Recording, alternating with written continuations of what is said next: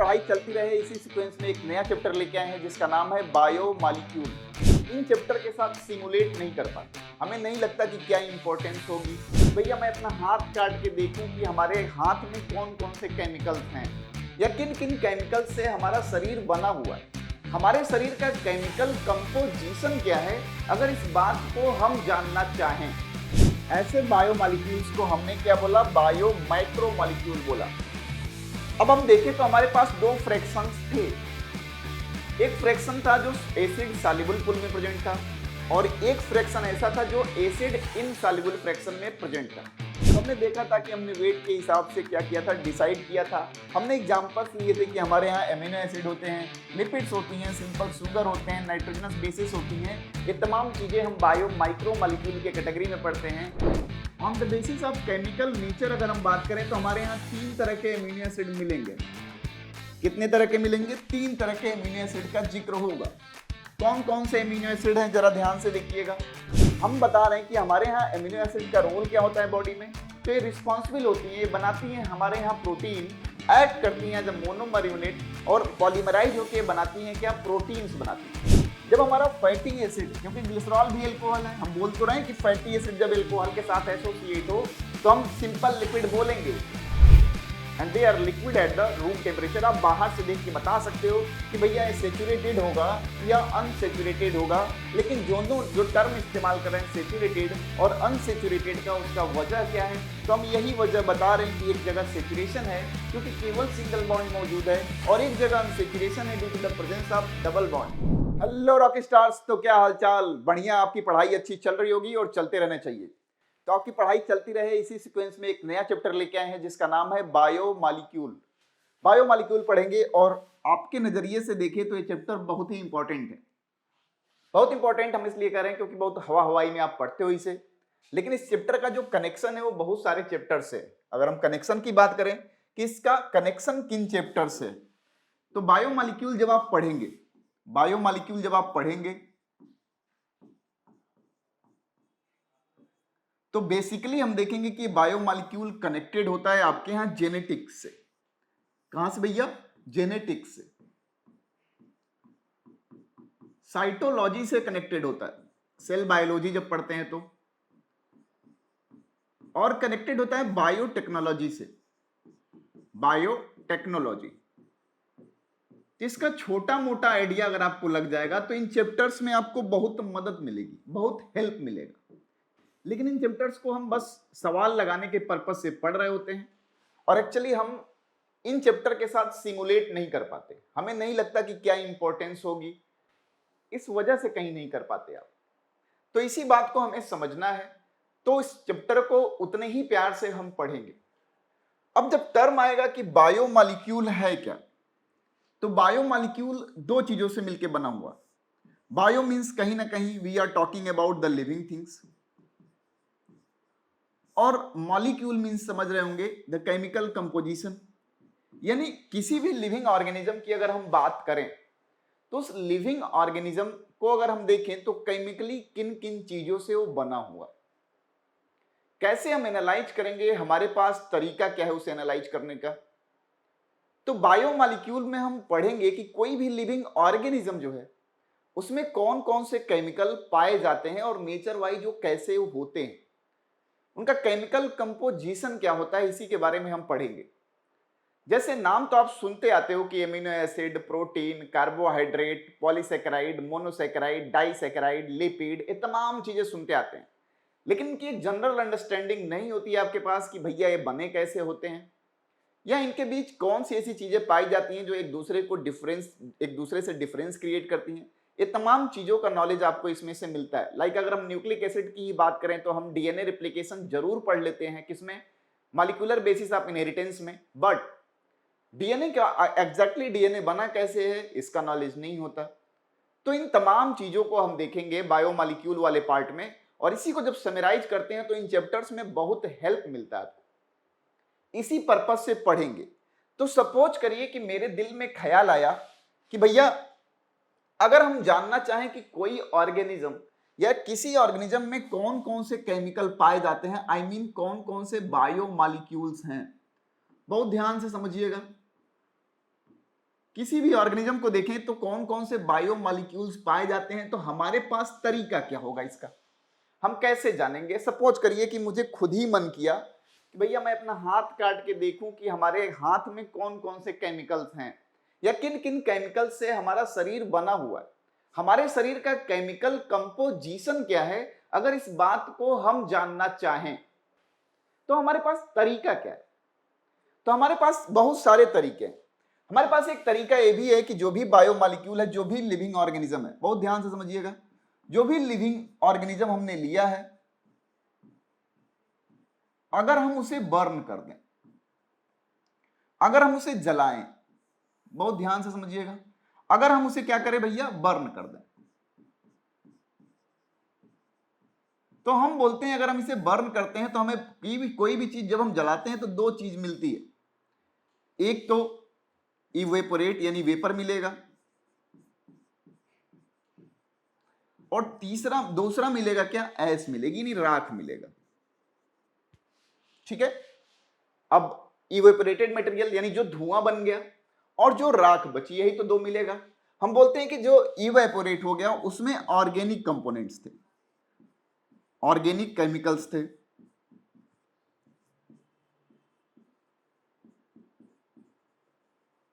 और जो राख बचा है इसमें हम बोलते हैं कि इनऑर्गेनिक कंपोनेंट्स थे, इनऑर्गेनिक।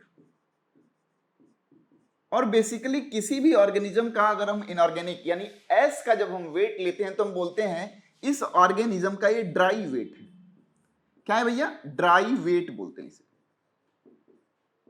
चलिए हमें इतना तो पता चल गया कि अगर हम किसी लिविंग ऑर्गेनिज्म को लें और उसे बर्न करें तो हमें दो चीजें मिलेंगी। जो राख मिलेगा उसमें क्या होगा, उसमें इनऑर्गेनिक कंपोनेंट्स होंगे, हम उनका एनालिसिस कर सकते हैं कि कौन कौन से इनऑर्गेनिक कंपोनेंट हैं, और जो इनऑर्गेनिक कंपोनेंट राख के रूप में बचा है उसे उस लिविंग ऑर्गेनिज्म का हम ड्राई वेट बोलते हैं।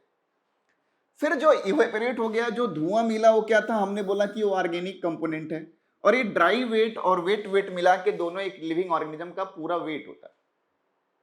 अब हम बात करेंगे कि एक्चुअल में हमें पता कैसे चलेगा, हम केमिकल एनालिसिस कैसे करेंगे। तो हमारे पास एक और तरीका है, एक और तरीका है, जरा उस पर भी गौर फरमाइएगा, जिसपे आपके एनसीईआरटी में लिखा गया है।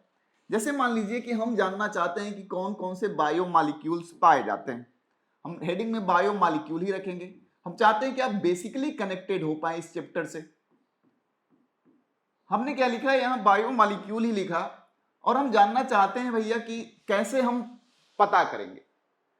सपोज करिए कि किसी भी पार्ट का, हमारे अपने हाथ का हिस्सा हो या किसी प्लांट को ही देख लें कि भैया हम जानना चाहते हैं कि कोई पौधा अगर है, उसमें पत्तियां लगी हैं, उसमें जड़ है, उसमें तना है यानी स्टेम है, रूट है, और हम जानना चाहें कि उसका केमिकल कंपोजिशन क्या है, तो हमारे पास और कौन से मेथड्स हैं जिनके थ्रू हम पता कर सकते हैं कि भैया कौन से केमिकल्स हैं। उन मेथड्स के बारे में बात करेंगे। तो हमारे पास जो मेथड दिया हुआ है उसमें हम देखें अगर, तो हमारे पास एक डिवाइस इस्तेमाल किया गया है जिसका नाम है मोटर और पिस्टल।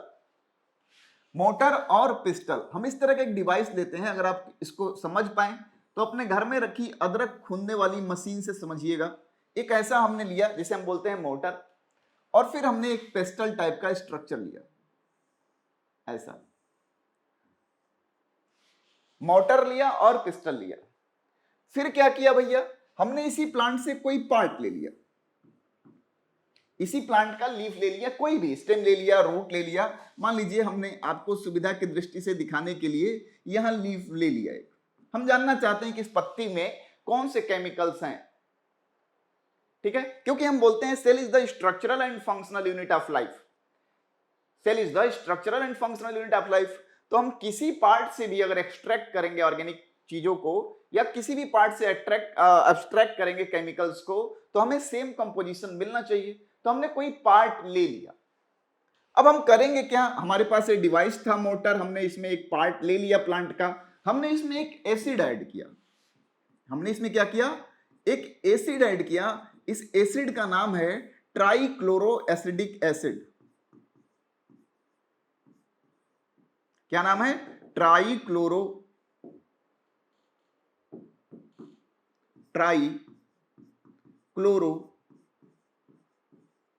Acidic acid.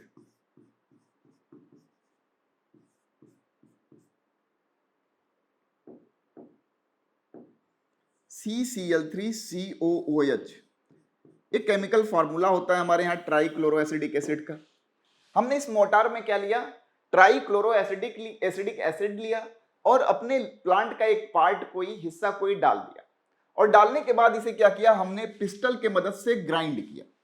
डालने के बाद क्या किया, हमने पिस्टल के मदद से इसे ग्राइंड किया, और ग्राइंड करने के बाद जो भी सॉल्यूशन मिला, हमें जो भी मिला हो व्हाटएवर हम बना लें, हमने जो भी मिला इस ग्राइंड करने के बाद हमने क्या किया, ग्राइंड कर दिया। क्योंकि स्टेप वाइज समझिएगा तो आपकी अंडरस्टैंडिंग थोड़ी सी बेहतर होगी। हमने क्या किया भैया, इसे ग्राइंड किया। जब ग्राइंड करेंगे तो हमें ट्राइक्लोरो एसिडिक एसिड तो है ही है, हमें क्या होगा, कुछ हिस्से ऐसे मिलेंगे जो ट्राइक्लोरो एसिडिक एसिड में डिसॉल्व हो गए होंगे, और कुछ हिस्से ऐसे होंगे कि पड़े होंगे इसमें। ये पूरा एक सॉल्यूशन टाइप का हमें मिल जाएगा, स्लरी टाइप का मिल जाएगा। लेकिन इस स्लरी में दो चीजें होंगी, क्या होंगी, तो एक होगा हमारा acid soluble fraction, acid soluble fraction, और दूसरा होगा एसिड इनसॉल्युबल पार्ट। यही तो होगा, एसिड इनसॉल्युबल पार्ट। क्यों, क्योंकि जब हमने एसिड में इसे ग्राइंड किया तो कुछ हिस्से ऐसे होंगे जो हो सकता हो एसिड में डिसॉल्व हो गए हो, और कुछ ऐसे भी हिस्से या कुछ ऐसे भी केमिकल हो सकते हैं जो डिसॉल्व ना हुए। यही तो होगा मैक्सिमम। अगर हम कोई भी सॉल्यूशन लेते हैं और किसी भी सॉल्यूट को उसमें डालते हैं तो यही तो होगा कि या तो सॉल्यूट मिसिबल होगा या तो मिसिबल नहीं होगा। तो दो ही कंडीशन बनती है, जो डिसॉल्व हो गया होगा वो एसिड सॉल्युबल पार्ट में पाया जाएगा, और जो नहीं होगा एसिड इनसॉल्युबल पार्ट में। हम कैसे अलग करेंगे, तो हम इसी सॉल्यूशन को क्या करेंगे, फिल्टर कर लेंगे। क्या करेंगे भैया, फिल्टर कर लेंगे, और फिल्टर जब करेंगे तो हमें दो लोग मिल जाएंगे। फिल्टर जब करेंगे तो दो लोग मिलेंगे। दो लोग कौन मिलेंगे, या तो एसिड में सॉल्युबल होंगे या तो एसिड में इनसॉल्युबल होंगे। इतनी बात आप कनेक्ट कर पा रहे हैं, इतनी बात आप कनेक्ट कर पा रहे हैं, चलिए अच्छी बात है। अगर कनेक्ट कर पा रहे हैं तो अच्छी बात है। तो हमारे पास दो फ्रैक्शन मिलेंगे इसके, एक एसिड सॉल्युबल होगा और एक होगा एसिड इनसॉल्युबल। तो जनरली देखा गया जो एसिड सॉल्युबल पार्ट होता है, यहां पे अगर हम देखें एसिड सॉल्युबल पार्ट में हमारे यहां जो चीजें थी, एसिड सॉल्युबल पार्ट में हमारे यहां अमीनो एसिड मिले, सिंपल सुगर्स मिली,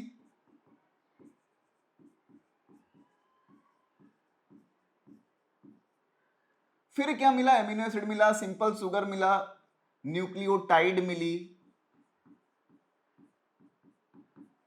न्यूक्लियोसाइड मिला,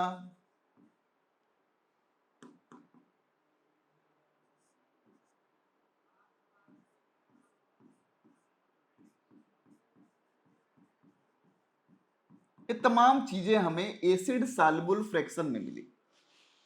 और एसिड इनसॉल्युबल फ्रैक्शन की बात करें तो हमारे यहां मिला क्या, लिपिड मिला, हमारे यहां क्या मिला, पॉलीसैकेराइड मिला,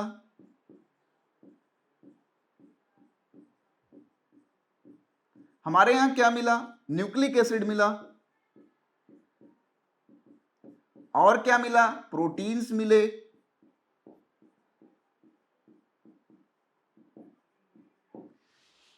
एटसेट्रा कर लीजिए, बहुत सारी चीजें मिली।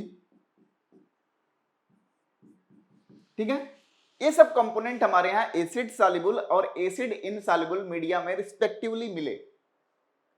यानी हम बोल सकते हैं कि हमारे यहां जो बायोमॉलिक्यूल्स हैं उसमें दो तरह की चीजें हैं, कुछ एसिड सॉल्युबल हैं, कुछ एसिड इनसॉल्युबल है। तो जनरली जो एसिड सॉल्युबल फ्रैक्शन में पाया गया उन्हें यहां पे हमने क्या बोला, बायो माइक्रोमॉलिक्यूल बोला, और जो एसिड इनसॉल्युबल फ्रैक्शन में पाए गए उनको बायो माइक्रोमॉलिक्यूल बोला। क्या बोला, माइक्रोमॉलिक्यूल। और एसिड सॉल्युबल वाले को क्या बोला, बायो माइक्रोमॉलिक्यूल। लेकिन जो एक क्लासिफिकेशन है बायो माइक्रोमॉलिक्यूल का और माइक्रोमॉलिक्यूल का, अगर हम देखें तो बायो माइक्रोमॉलिक्यूल और माइक्रोमॉलिक्यूल को क्लासिफाई करते समय, तो अगर हम क्लासिफिकेशन करें, classification of biomolecules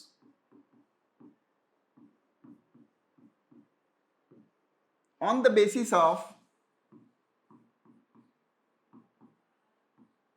on the basis of molecular weight.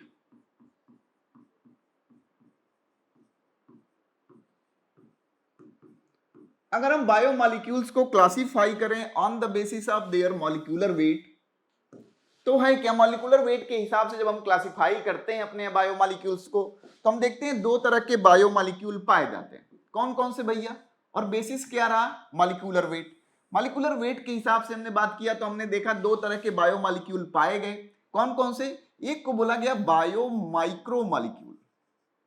क्या बोला गया? Micro molecule. और एक को बोला गया bio micro molecule.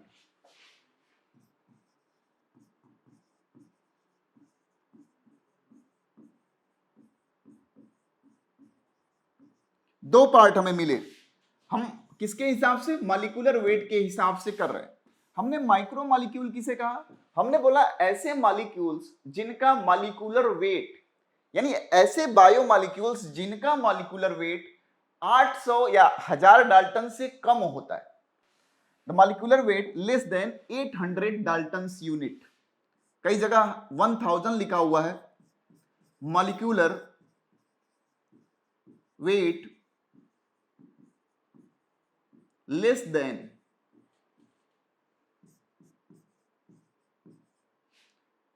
8800 Dalton's unit. कई जगह 1000 लिखा हुआ है, तो परेशान मत होइएगा। यानी ऐसे बायोमॉलिक्यूल्स जिनका मॉलिक्यूलर वेट 1000 या 800 डाल्टन्स यूनिट से कम है, उन्हें हम बायो माइक्रो मॉलिक्यूल के कैटेगरी में रखते हैं। अगर हम बायो माइक्रो मॉलिक्यूल की बात करें तो हैविंग मॉलिक्यूलर वेट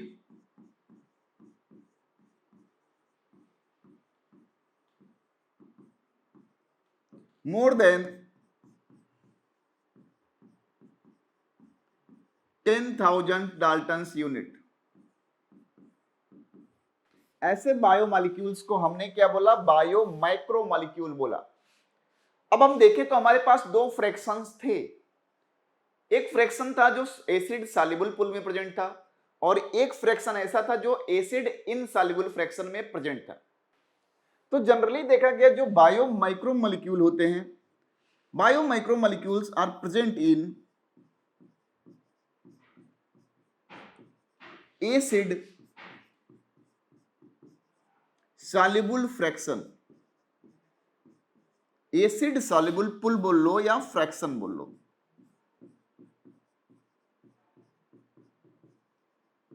जनरली जो हमारे बायो माइक्रो मॉलिक्यूल्स थे वो कहां मौजूद थे? एसिड सॉल्युबल फ्रैक्शन में। एक एक्सेप्शन था दोस्त, क्या? Accept lipid. लिपिड हमारे यहां होता है ऐसा है कि लिपिड प्रेजेंट होता है हमारे यहां एसिड सॉल्युबल पूल में। कहां प्रेजेंट होता है? एसिड इनसॉल्युबल पूल में। सॉरी, तो एसिड इनसॉल्युबल पूल में प्रेजेंट तो होता है, लेकिन उसका मॉलिक्यूलर वेट अगर हम देखें तो 800 डाल्टन्स यूनिट से कम होता है। तो मॉलिक्यूलर वेट वाइज हमारे यहां जो लिपिड होता है वो क्या होता है? वो होता है क्या?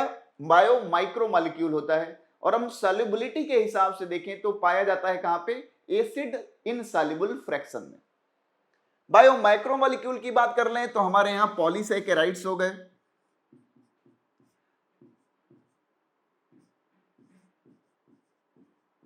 Present in acid insoluble part.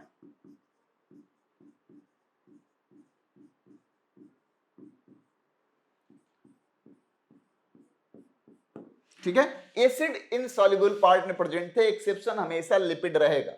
Lipid का मॉलिक्यूलर वेट 800 डाल्टन्स यूनिट से कम होता है, फिर भी ये एसिड इनसॉल्युबल फ्रैक्शन में पाया जाता है।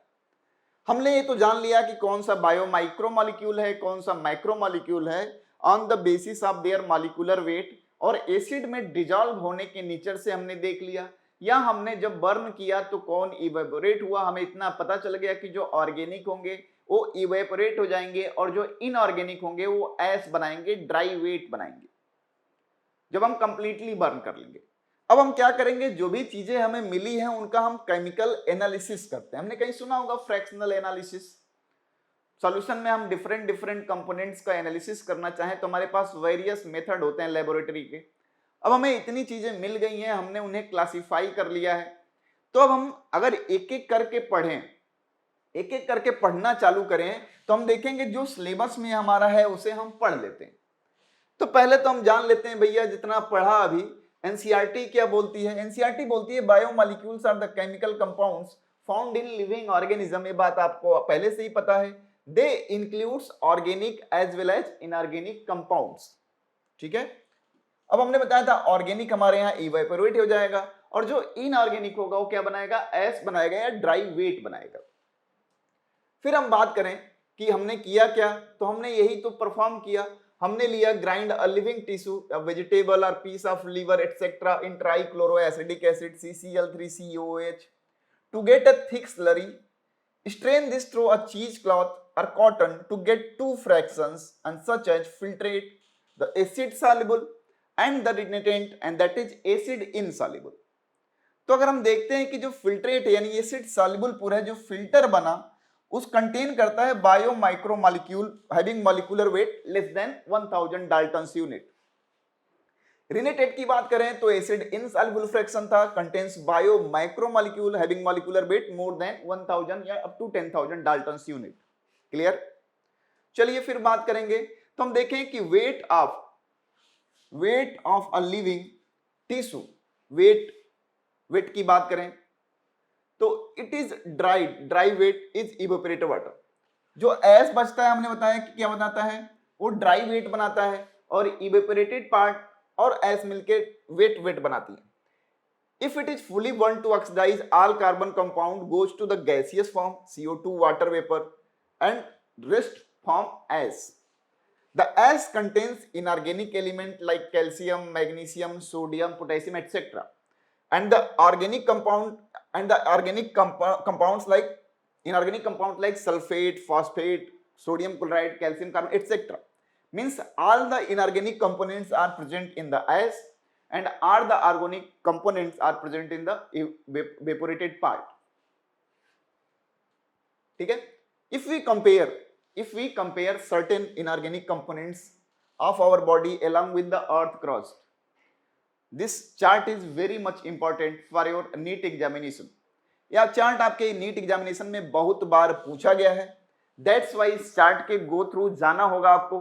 तो अगर हम बात करें, और सब नहीं याद करना है, क्योंकि हमें ट्रेंड के हिसाब से पढ़ना है कि निग्लिजिबल कौन कहाँ पे है और कौन कहाँ सबसे ज्यादा पाया जाता है। क्योंकि आप जो पूरा किताब तो नहीं पढ़ सकते लास्ट टाइम में, लेकिन कैसे क्वेश्चंस पूछे गए आपके यहाँ PYQ में, अगर इसको ध्यान में रखेंगे तो आप बेहतर तरीके से समझ पाएंगे चैप्टर को समझ पाएंगे, और चैप्टर में कहां से सवाल बनते हैं समझ पाएंगे। तो अगर हम बात करें कि अर्थ क्रस्ट में कोई चीज कितनी पाई जाती है, ह्यूमन बॉडी में क्या परसेंटेज होता है, तो अगर हम हाइड्रोजन की बात करें तो अर्थ क्रस्ट में 0.14, और ह्यूमन बॉडी में बात करें तो 0.5%। कार्बन की बात करें तो अर्थ क्रस्ट में 0.03, और अगर ह्यूमन बॉडी की बात करें तो 18.5%। ऑक्सीजन की बात करें तो अर्थ क्रस्ट में 46.6 और ह्यूमन बॉडी में 65%। नाइट्रोजन की बात करें तो वेरी लिटिल अमाउंट में पाया जाता है अर्थ क्रस्ट में, हमारे यहाँ 3.3%। सल्फर की बात करें तो हमारे यहाँ अर्थ क्रस्ट में 0.03% और यहाँ पे 0.3%। सोडियम की बात करें तो अर्थ क्रस्ट में 2.8% और ह्यूमंस में बात करें बॉडी में तो 0.2%। कैल्शियम की बात करें तो 3.6% और ह्यूमन की बात करें तो 1.5%। मैग्नीशियम की बात करें तो 2.1% और ह्यूमन बॉडी की बात करें तो 0.1%। सिलिकॉन की बात करें तो देखिए अर्थ क्रस्ट में सबसे ज्यादा और हमारे बॉडी में निग्लिजिबल होता है, इसलिए सवाल कई बार पूछा गया है। तो जो हिट है आपसे पूछा गया है वो कम और ज्यादा के रेशियो में पूछा गया है, और बेसिकली जो सवाल बने हैं या तो ऑक्सीजन से बने हैं या सिलिकॉन से बने हैं। क्लियर है? तो इस चार्ट को जब देखिए तो क्वेश्चन कैसे पूछे जाते हैं उस चीज पे जरूर फोकस करिएगा, तो आपकी बेहतर अंडरस्टैंडिंग होगी अपने एग्जामिनेशन के लिए, प्लस एग्जामिनेशन में कैसे सवाल बनते हैं इस ट्रेंड को आप पकड़ पाएंगे। फिर अगर हम बात करें कि हम बायोमॉलिक्यूल्स देखना चाहें तो हमने देखा था कि हमने वेट के हिसाब से क्या किया था, डिसाइड किया था। हमने एग्जांपल्स लिए थे कि हमारे यहाँ एमिनो एसिड होते हैं, लिपिड्स होती हैं, सिंपल शुगर होते हैं, नाइट्रोजनस बेसिस होती हैं, ये तमाम चीजें हम बायो माइक्रो मॉलिक्यूल के कैटेगरी में पढ़ते हैं। और हम पढ़ते क्यों हैं? क्योंकि इनका मॉलिक्यूलर वेट जो होता है वो 800 डाल्टन्स यूनिट या सो कॉल्ड बोले 1000 डाल्टन्स यूनिट से कम होता है। क्लियर है? यस या नो? क्लियर होगा। तो हमने ये पढ़ा है, हमने ये चीजें देखी। हमने ये भी देखा था कि जो लिपिड होता है हमारे यहाँ प्रेजेंट तो होता है एसिड इनसॉल्युबल फ्रैक्शन में, बट स्टिल उसका मॉलिक्यूलर वेट जो होता है 800 डाल्टन्स यूनिट से कम होता है, एंड दैट्स वाई इसे हम बायो माइक्रो मॉलिक्यूल के कैटेगरी में रखते हैं। फिर हम आगे बढ़ेंगे कि क्या हिसाब किताब है। तो पहला हम बायो माइक्रो मॉलिक्यूल देखते हैं, that is amino acid. Amino acid के बारे में हम जानेंगे कि अमीनो एसिड है क्या, यानी कोई ना कोई ऐसा कंपोनेंट तो है जो दो चीजों से मिलके बना हुआ। अगर हम यहाँ अमीनो एसिड लिख रहे हैं, अमीनो एसिड लिख रहे हैं, इसमें दो इंफॉर्मेशन हमें इसके नाम में ही मिल रहा है। क्या इंफॉर्मेशन मिल रहा है? तो अमीनो ग्रुप है और एसिड ग्रुप से मिला हुआ कोई कंपोनेंट है। हम अमीनो एसिड के बारे में बोलते हैं कि they are the amino ammonia and carboxylic acid derivation of hydrocarbon, derivative of hydrocarbon.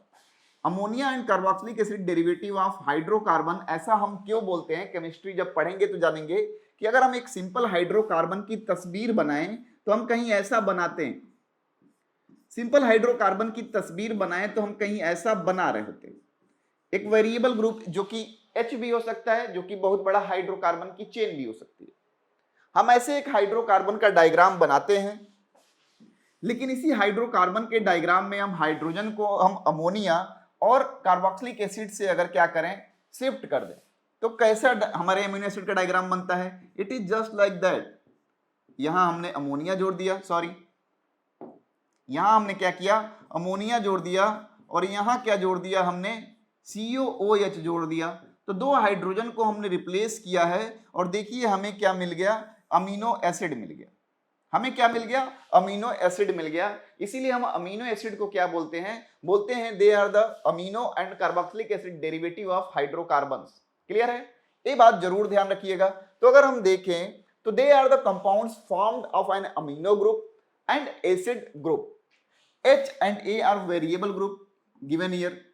अब ammonia and COOH are attached to the same carbon atom. जो अमोनिया ग्रुप है और जो कार्बोक्सिलिक ग्रुप है, आपको दिख रहा होगा कि सेम कार्बन एटम पे अटैच होता है, इसलिए हम टर्म इस्तेमाल करते हैं उस कार्बन के लिए अल्फा कार्बन बोलते हैं। आपने पढ़ा भी होगा केमिस्ट्री में कि अगर दो फंक्शनल ग्रुप एक कार्बन पे ही अटैच हो या दो से ज्यादा, तो हम उसे अल्फा कार्बन का जिक्र देते हैं। So they are called alpha amino acids and they are substituted methanes. Substituted methanes क्यों बोल रहे हैं? क्योंकि मेथेन का फॉर्मूला आपको पता होगा, CH4 होता है। उसमें हम दो हाइड्रोजन को सब्स्टिट्यूट करते हैं, किससे? अमोनिया से और कार्बोक्सिलिक एसिड से, एंड दैट्स व्हाई इसे हम सब्स्टिट्यूटेड मेथेन भी बोलते हैं।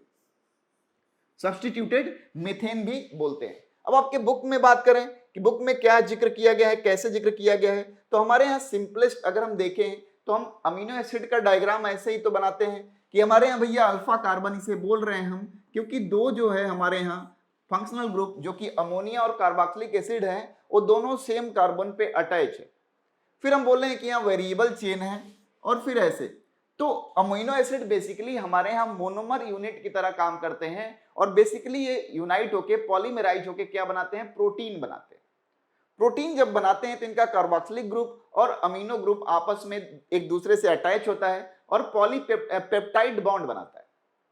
लेकिन अगर हम देखें तो एक टर्मिनल अमीनो एसिड होगा जो सबसे पहला होगा, और एक सबसे लास्ट का अमीनो एसिड होगा किसी भी प्रोटीन चेन की बात करें तो जो सबसे पहला अमीनो एसिड होगा, क्योंकि वहां अमोनिया ग्रुप होगा, अमीनो ग्रुप होगा, दैट्स वाई उसे हम यूज करते हैं टर्म एन टर्मिनल। क्या यूज करते हैं भैया? N terminal.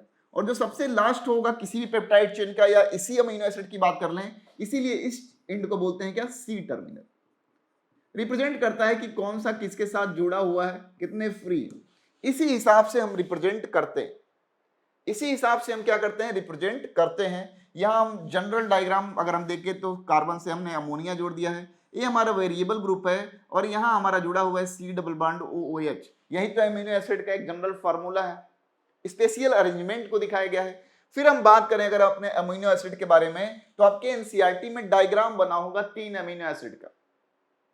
3 अमीनो एसिड का डायग्राम बना होगा, जिसमें अगर हम देखें तो पहला जो अमीनो एसिड है ग्लाइसिन, इसमें वेरिएबल के जगह पे हमने क्या रखा है, एच रखा है, and that is the simplest amino acid. कई बार ये सवाल आपसे पूछा गया है कि सबसे सिंपलेस्ट अमीनो एसिड क्या होता है।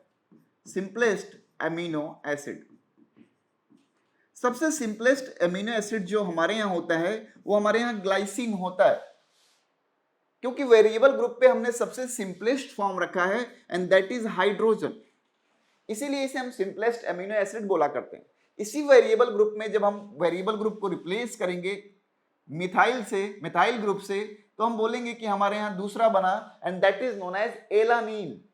तो ग्लाइसिन का दिया हुआ डायग्राम आपके एनसीईआरटी में एलानीन का दिया हुआ है, और यहां हमने जब मेथेनॉल जोड़ा तो हम बोल रहे हैं कि ये क्या बन गया, सेरीन बन गया।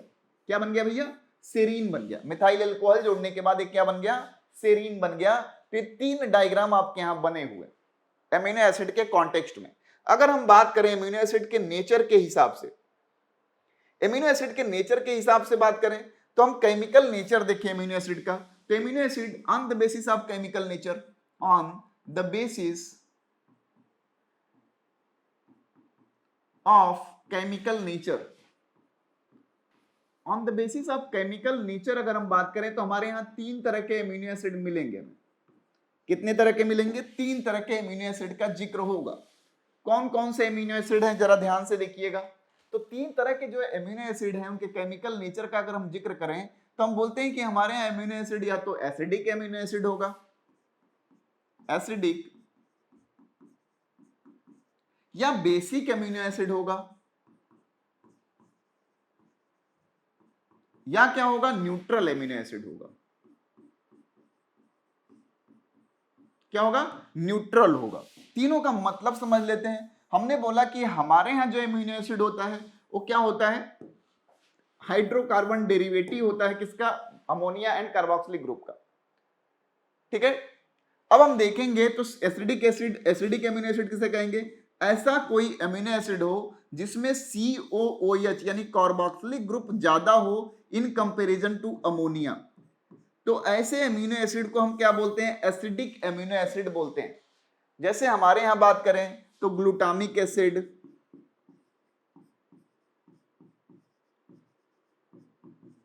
एस्पार्टिक एसिड, ऐसा सुना होगा। बेसिक की बात करें तो बेसिक के हिसाब से देखें तो कोई ऐसा अमीनो एसिड हो जहां पे हमारे यहां अमोनिया ग्रुप ज्यादा पाया जाता हो in comparison to carboxylic acid, उसे हम बोलेंगे क्या, बेसिक अमीनो एसिड। अगर हम न्यूट्रल अमीनो एसिड की बात करें तो ऐसे अमीनो एसिड जहां पे COOH और अमोनिया दोनों इक्वल अमाउंट में पाए जाते हो तो उसे हम बोलते होंगे क्या, बेसिक न्यूट्रल अमीनो एसिड। जैसा कि अभी हमने ग्लाइसिन देखा, एलानिन देखा, इवन सेरीन भी देखा। तो वहां बेसिक हमने क्या बोला, वो क्या हमारे यहाँ न्यूट्रल अमीनो एसिड के डायग्राम दिए हुए हैं, न्यूट्रल अमीनो एसिड के बारे में बताया गया है। हम बता रहे हैं कि हमारे यहाँ अमीनो एसिड का रोल क्या होता है बॉडी में।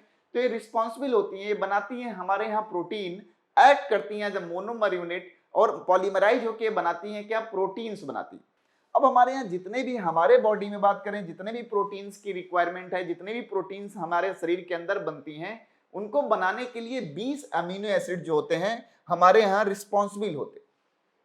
तो अगर on the basis of requirement की बात करें, on the basis of requirement, on the basis of requirement की बात करें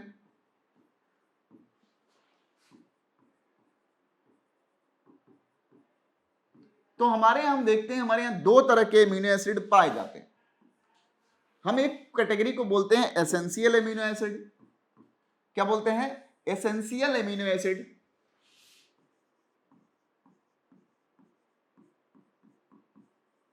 और दूसरे को बोलते हैं नॉन एसेंशियल अमीनो एसिड। दूसरे को क्या बोलते हैं, non essential amino acid.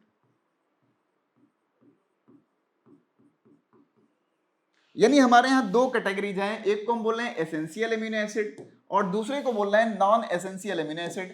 Essential non essential बोल क्यों रहे हैं, तो ऐसे अमीनो एसिड जो हमारे शरीर में नहीं पाए जाते या नहीं बन पाते, उनको हमें बाहर से कंज्यूम ही करना पड़ता है। यानी हम एसेंशियल के बारे में लिखे तो लिखेंगे not formed inside the body,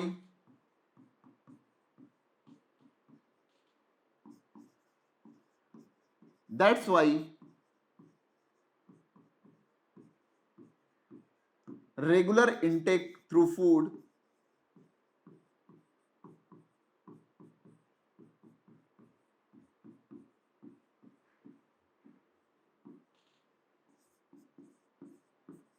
is required. हम कह रहे हैं कि हमारे शरीर में बनती नहीं है और नहीं बनती हैं, इसीलिए हमें इनको खाने का पार्ट बनाने की जरूरत होती है।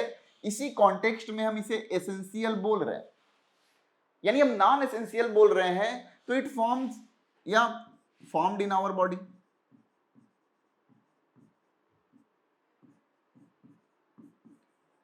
That's why it is not necessary to be the part of our food। ऐसा नहीं कि खा लोगे तो जहर हो जाएगा, लेकिन जरूरी नहीं है कि हम अपने खाने में शामिल करें। क्यों? क्योंकि हमारे शरीर में बन जाती है। तो हमारे यहाँ दो कैटेगरी में रिक्वायरमेंट के हिसाब से क्या पाई जाती हैं? अमीनो एसिड पाई जाती हैं। हमने बोला कि 10 अमीनो एसिड हमारे शरीर में ऐसी हैं जो एसेंशियल होती हैं और 10 अमीनो एसिड ऐसी हैं जो नॉन एसेंशियल होती हैं। अब आपके एग्जामिनेशन में आपसे सवाल पूछे गए कई बार। सवाल जो पूछे गए उनकी कैटेगरी क्या होती है, उनका तरीका क्या होता है। कई बार आपसे पूछा गया है कि इनमें से कौन सा एसेंशियल अमीनो एसिड है और कौन सा नॉन एसेंशियल अमीनो एसिड है। दो ही झुंड है, दो ही गिरोह है एक शहर में। मान लीजिए एक मेरा गिरोह, एक आपका गिरोह। तो जो मेरे गिरोह का है वो आपके गिरोह का डेफिनेटली नहीं होगा। तो बच्चे क्या करते हैं? दोनों याद करना शुरू कर देते हैं। जबकि आपसे सवाल कैसा पूछा जाता है कि भैया इसमें से कौन सा एसेंशियल है और कौन सा नॉन एसेंशियल है। तो भैया अगर हमें पता है कि ये वाले एसेंशियल है तो डेफिनेट सी बात है, नॉन एसेंशियल हम पहचान जाएंगे कि नहीं भैया ये तो अपने ग्रुप का नहीं है। क्लियर है?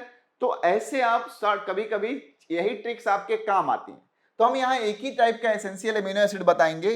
हम एसेंशियल अमीनो एसिड को याद करने का एक ट्रिक बता देते हैं। जैसे एक सिनोनिम, एक ओ है, न्यूमेरिक्स है, any help in learning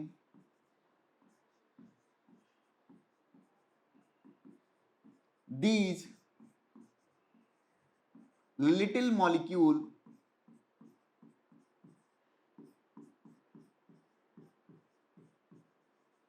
prove truly valuable।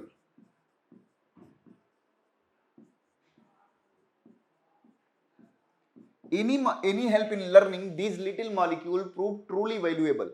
इसका मतलब क्या हुआ? सबके पहले वर्ड को हम ले लेते हैं, आगे निकाल लेते हैं। सबका जो पहला अल्फाबेट है उसे क्या करेंगे? आगे निकाल लेंगे। जैसे एनी का ए, एच का, हेल्प का I, L, T, L, M, P, T, V. आप काउंट करिएगा तो 10 होगा। जो ए है एनी का वो आर्जिनिन के लिए,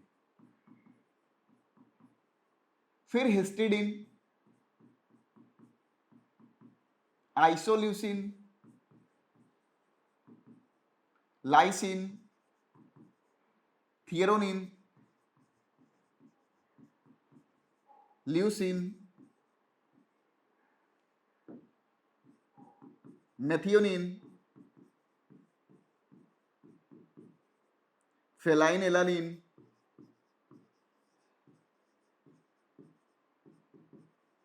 ट्रिप्टोफैन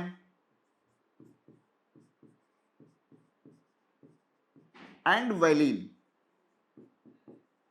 हमारे पास इतने एसेंशियल अमीनो एसिड्स हैं। इनके अलावा जो हम पढ़ते हैं जैसे aspartic acid, glutamic acid, serine, alanine, ठीक है, ये क्या है? हमारे यहाँ नॉन एसेंशियल अमीनो एसिड के कैटेगरी में रखे गए हैं। क्यों? क्योंकि हमारे बॉडी में बन जाते हैं, इसीलिए हम ऐसा बोल रहे हैं। ठीक है। अगर हम बात करें आर्जिनिन और हिस्टिडीन की, इसमें से भी तो दो एमिनो एसिड ऐसे हैं जो किसी स्पेशल सर्कमस्टांसेस लाइक प्रेगनेंसी के दौरान इनकी डिमांड बढ़ जाती है। रेस्ट कंडीशन में हमारे 8 एसेंशियल एमिनो एसिड जो हैं वो सफिशिएंट हैं टू कंप्लीट प्रोटीन सिंथेसिस। इसीलिए जो आर्जिनिन और हिस्टिडीन है इसके लिए एक टर्म इस्तेमाल करते हैं कि ये सेमी एसेंशियल इन नेचर भी होते हैं, क्योंकि इनकी डिमांड किसी स्पेशल कंडीशन पे भी बढ़ती है, इसीलिए इन्हें सेमी एसेंशियल एमिनो एसिड के कैटेगरी में रखा गया। सेमी एसेंशियल एमिनो एसिड के कैटेगरी में रखा गया है। फिर अगर हम बात करें एमिनो एसिड के, तो हमें पता हो गया कि भैया ऐसा है। तो एसिडिक देख लिया, बेसिक देख लिया, न्यूट्रल देख लिया, ये तमाम चीजें देख ली हमने। फिर हमने रिक्वायरमेंट के हिसाब से बात की कि amino acid can also be classified as essential and non essential. ये भी बात हमने देख ली कि कौन एसेंशियल है, कौन नॉन एसेंशियल है। हम किसी को एसेंशियल बोल रहे हैं तो उसके पीछे का लॉजिक क्या है, किसी को नॉन एसेंशियल बोल रहे हैं तो उसके पीछे का लॉजिक क्या है। इन लॉजिक्स को भी हमने जान लिया।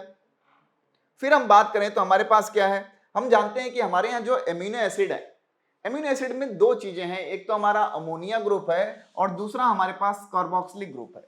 तो अमोनिया ग्रुप की प्रायोरिटी रहती है कि वो हाइड्रोजन आयन त्याग दे तो उसके ऊपर क्या आ जाएगा, पॉजिटिव चार्ज आ जाएगा। और कार्बोक्सिलिक ग्रुप के पास क्या होता है, अमोनिया जो है प्रोटॉन गेनर डोनर होता है और ये रिसीवर होता है। तो इसके पास पॉजिटिव और नेगेटिव दोनों आयंस कैरी होते हैं अमीनो एसिड के पास। और कोई भी ऐसा कंपाउंड जिसके पास पॉजिटिव एंड नेगेटिव दोनों हों अटैच, उसे हम ज्यूटर आयन बोलते हैं। इन amino acid ammonia and COOH having ionizable nature, so structure of amino acid changes in solution of different pH. If both ammonia and COOH are ionized, it is called Zwitter ion effect. क्योंकि अलग अलग pH पे अलग अलग क्या होता है, इनके पास चार्जेस होते हैं, इसलिए ऐसा हम बोलते हैं इनके बारे में। फिर हमारे पास दूसरा कंपोनेंट, दूसरा माइक्रोमोलेक्यूल जो पढ़ने जा रहे हैं वो है हमारे यहाँ लिपिड। क्या है भैया, लिपिड। अब लिपिड क्या होते हैं, लिपिड के बारे में जब हमने पढ़ा था तो हमने बोला था कि ये पाए तो जाते हैं हमारे यहाँ एसिड इनसॉल्युबल फ्रैक्शन में, लेकिन इनका मॉलिक्यूलर वेट जो होता है वो क्या होता है, 800 डाल्टन्स यूनिट से कम होता है। अब मॉलिक्यूलर वेट जब 800 डाल्टन्स यूनिट से कम होता है, इसीलिए हम इसे बायो माइक्रो मॉलिक्यूल के कैटेगरी में पढ़ते हैं। हम बोले अगर तो हम एक कंटेन करता है, लिपिड वाटर इनसॉल्युबल होता है, इवन हमने देखा था कि एसिड इनसॉल्युबल भी होता है, contains carbon hydrogen oxygen, but number of oxygen atoms are less in the lipid. एक केमिकल नेचर है इसका कि नंबर ऑफ ऑक्सीजन एटम जो रहता है वो लिपिड में थोड़ा कम होता है। अगर हम बात करें तो हमारे यहाँ लिपिड जब हम पढ़ेंगे तो तीन तरह के लिपिड्स का जिक्र होगा, सिंपल लिपिड का, कंपाउंड लिपिड का और डिराइव्ड लिपिड का। हम तीन तरह के लिपिड्स का जिक्र करेंगे, सिंपल लिपिड, डिराइव्ड लिपिड और कंपाउंड लिपिड। तीन तरह के लिपिड्स पाए जाते हैं, लेकिन थोड़ा हम डिफरेंस समझ लेते हैं। थोड़ा हम डिफरेंस समझाने के लिए हमने ऊपर लिख लिया लिपिड। क्या लिख लिया, लिपिड लिख लिया। हम बोल रहे हैं कि हमारे यहां तीन तरह के लिपिड्स पाई जाती हैं, एक को बोलते हैं सिंपल लिपिड, दूसरा होता है कंपाउंड और तीसरा होता है डिराइव्ड लिपिड। थोड़ा इसका मतलब समझ लेते हैं, सिंपल लिपिड क्या होता है, कंपाउंड क्या होता है और डिराइव्ड लिपिड क्या होता है। सिंपल लिपिड की अगर हम बात करें, सिंपल लिपिड, दूसरा हम बात करेंगे कंपाउंड की या कॉन्जुगेटेड लिपिड भी बोलते हैं, कॉन्जुगेटेड लिपिड। और तीसरा हमारे पास क्या है, डिराइव्ड लिपिड। क्या है भैया, डिराइव्ड लिपिड है।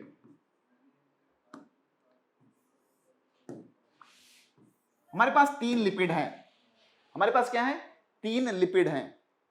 अब लिपिड बनता कैसे है, अगर हम सिंपल लिपिड की बात करें तो हम बोलते हैं कि सिंपल लिपिड देखें तो that is made up of combination of fatty acid plus alcohol. Fatty acid और एल्कोहल मिलके हमारे यहां सिंपल लिपिड बनाते हैं। क्या बनाते हैं, सिंपल लिपिड। अभी हम इसको भी कैटेगराइज करेंगे। अगर हम कंपाउंड लिपिड की बात करें या कॉन्जुगेटेड की बात करें तो when lipid is associated with non lipid component, non lipid component, जैसे कि भैया when lipid is associated with glucose, तो हम क्या बोलते हैं, ग्लाइकोलिपिड बोल रहे होते हैं।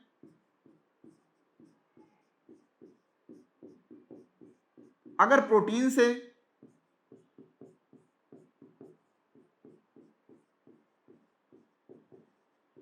तो हम क्या बोल रहे होते हैं, प्रोटियोलिपिड या लाइपोप्रोटीन बोल रहे होते हैं।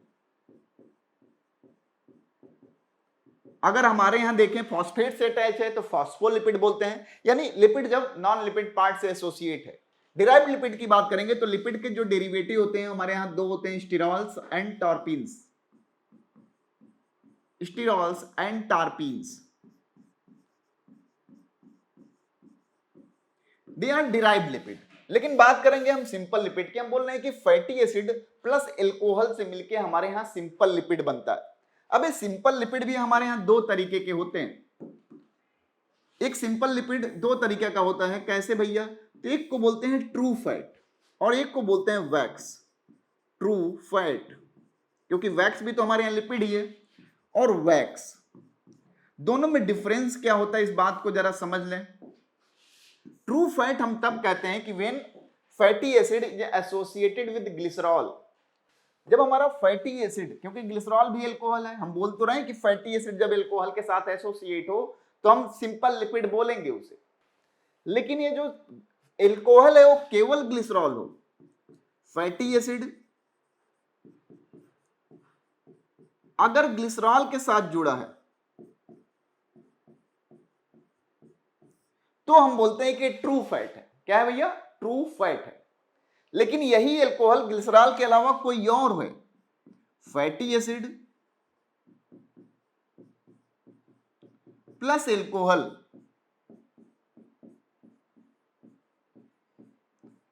Accept glycerol. ग्लिसरॉल को छोड़ के अगर कोई भी अल्कोहल है तो हम बोलते हैं कि क्या है, वो वैक्स बनाएगा। जैसे ईयर वैक्स सुना होगा, बी वैक्स सुना होगा, ये सब क्या है? लिपिड ही है।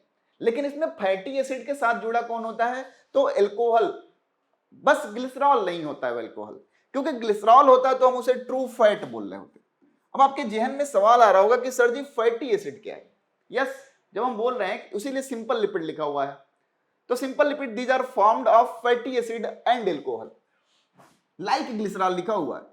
अगर एल्कोहल है तो हम बोल रहे हैं कि दो कैटेगरी हो जाएगी, इफ फैटी एसिड और एल्कोहल अगर ग्लिसरॉल है तो हम बोलेंगे उसे क्या है? ट्रू फैट बोलेंगे। अगर ग्लिसरॉल नहीं है तो हम उसे क्या बोलेंगे? वैक्स बोलेंगे। क्या बोलेंगे भैया? वैक्स बोलेंगे। Fatty acid are lipid with the hydrocarbon chain R group ending at COH। Fatty acid क्या होते हैं? Fatty acid basically small chain hydrocarbon होते हैं, small chain hydrocarbon of carboxylic acid. अगर हम डिराइव करें इसे कि फैटी एसिड क्या होते हैं, they are the small chain hydrocarbons of carboxylic acid. जैसे पाल्मिटिक एसिड की बात करें, कई बार आपके एग्जाम में पूछा गया, पाल्मिटिक एसिड में 16 कार्बन्स होते हैं। पाल्मिटिक एसिड का डायग्राम दिया हुआ। एराकिडोनिक एसिड, कई बार सवाल पूछा गया, एनसीईआरटी की लाइंस हैं आपके, 20 एमिनो एसिड पाई जाती है। तो स्मॉल चेन हाइड्रोकार्बन होती है, कार्बन हाइड्रोकार्बन की एक स्मॉल चेन होती है जिसके एंडिंग पे क्या पाया जाता है? कार्बोक्सिलिक एसिड पाया जाता है। हाइड्रोकार्बन की चेन चलती गई चलती गई चलती गई और अंत में क्या है? इसके पास एक कार्बोक्सिलिक एसिड है, हम बोलते हैं फैटी एसिड है। क्या बोलते हैं? फैटी एसिड है। अब हमारे यहां जो हाइड्रोकार्बन चेन है उसके हिसाब से बात कर ले तो हमारे यहां दो तरह के फैटी एसिड हो सकते हैं। अगर इनका हाइड्रोकार्बन में केवल सिंगल बॉन्ड प्रेजेंट है, if only single bond is present in the hydrocarbon chain of fatty acid and that is known as saturated fat. क्या बोलते हैं भैया? Saturated fat. क्या बोलते हैं भैया? Saturated fat. अगर क्या प्रेजेंट है? कोई डबल बॉन्ड या ट्रिपल बॉन्ड नहीं है, सिंगल बॉन्ड है, यानी सैचुरेशन है, and that is known as saturated fatty acid. Example है हमारा पाल्मिटिक एसिड, स्टीयरिक एसिड। ये बहुत बार सवाल पूछा गया आपसे।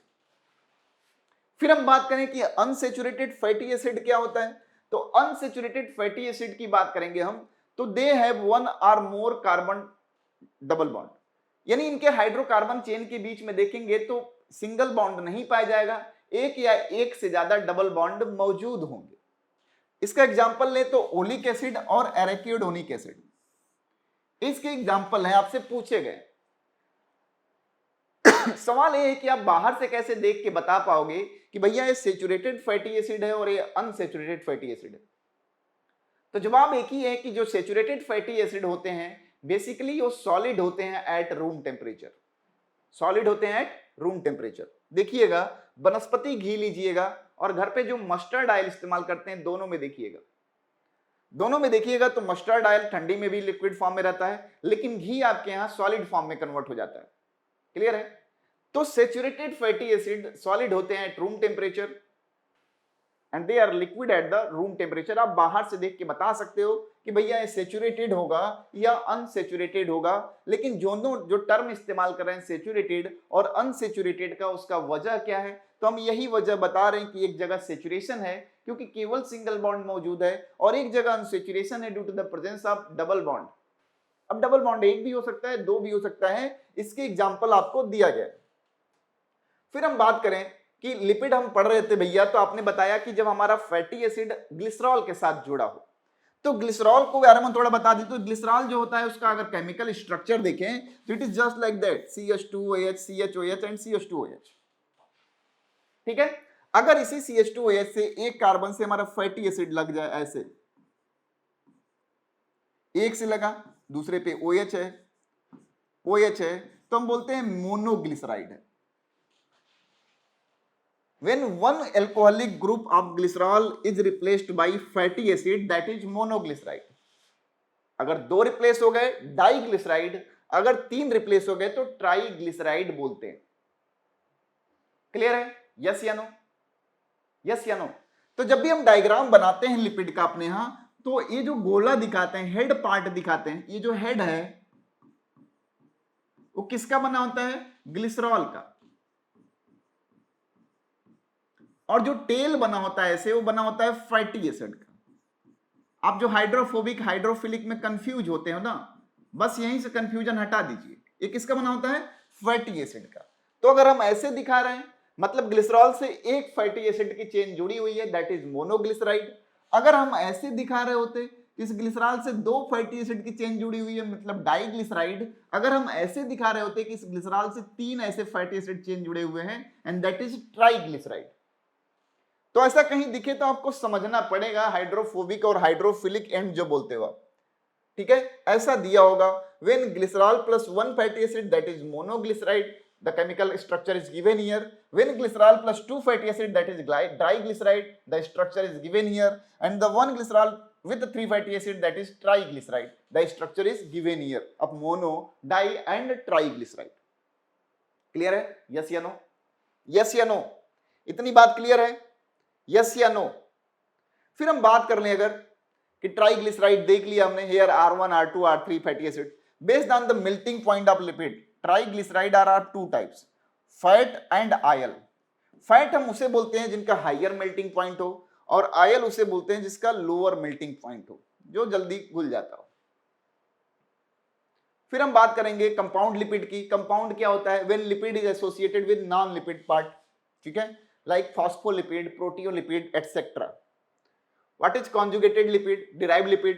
These are the products of hydrolysis of simple lipids and compound lipids like cholesterol. जैसे example दिया है, sterols and terpenes are the derived lipid. Sterols and terpenes are the derived lipid. तो we will discuss the rest of the topic.